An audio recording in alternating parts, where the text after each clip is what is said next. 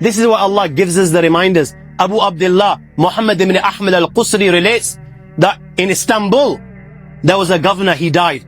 They dug a grave for him.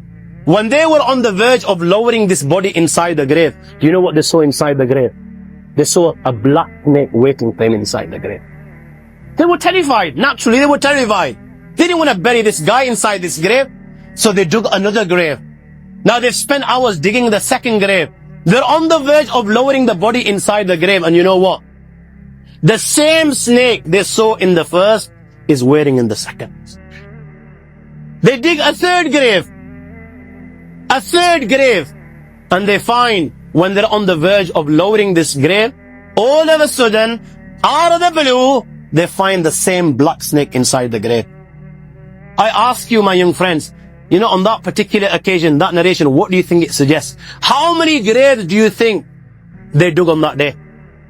4, 5, 6, 7, 8, 10, 15, 20, 25, 30 graves.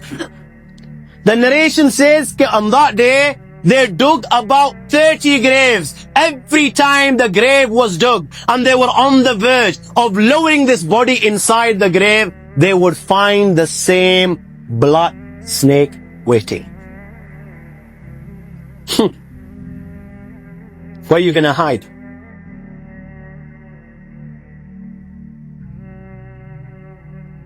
It doesn't come any clearer than this.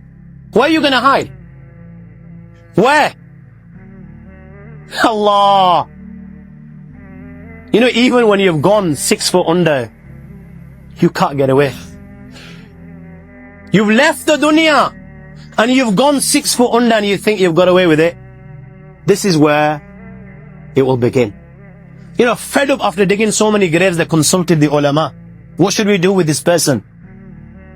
May Allah protect us. They said, you know what? Just bury him inside the grave. Leave the rest to Allah subhanahu wa ta'ala. And they buried it.